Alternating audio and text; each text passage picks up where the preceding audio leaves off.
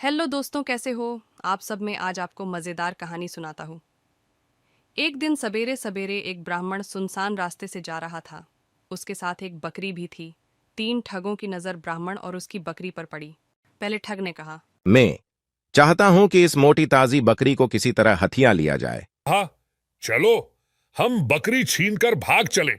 ये मोटू ब्राह्मण हमारा कुछ नहीं बिगाड़ पाएगा। कहा, नहीं, बकरी छीनकर भागने की कोई जरूरत नहीं है। मैंने एक अच्छी तरकीब सोच ली है।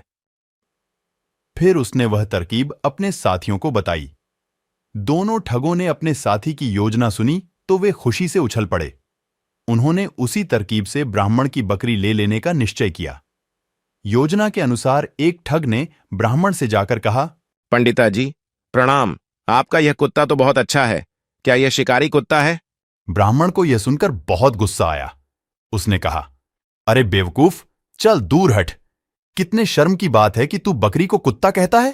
क्या आपके इस कुत्ते को मैं बकरी कहूं तो आप मुझे बुद्धिमान मानेंगे? हाँ हाँ हाँ हाँ, हंसता हुआ वह ठग चला गया। थोड़ी देर के बाद दूसरा ठग ब्राह्मण के पास आया। उसने ब्राह्मण से कहा, प्रणाम पंडित जी, ताज्जुब है, आपके पास सवारी के लिए इतना मजबूत टट्टू है, फिर भी आप इसके साथ साथ पैदल जा रहे हैं। ब्राह्मण ने कहा, हे भगवान, अरे क्या तुम्हें यह बकरी टट्टू दिखाई दे रही है?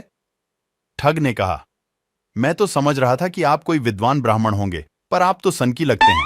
आपको तो टट्टू और बकरी में कोई फर्क ही नजर नहीं आता। यह कहते हुए वह ठग भी चलता बना। कुछ समय के बाद तीसरा ठग ब्राह्मण के पास आया। उसने कहा, पुरोहित जी, प्रणाम। अरे आप इस गधे को कहां लिए जा रहे हैं? यह सुनकर ब्राह्मण घबरा गया। उसे लगा कि उसकी बकरी वास्तव में कोई पिशाचिनी है। वह समय समय पर अपना रूप बदलती रहती है, इसलिए ब्राह्मण बकरी को वहीं छोड़कर भाग खड़ा हुआ। यह देखकर तीनों ठग बहुत खुश हुए। वे खुशी खुशी बकरी को लेकर चलते बने।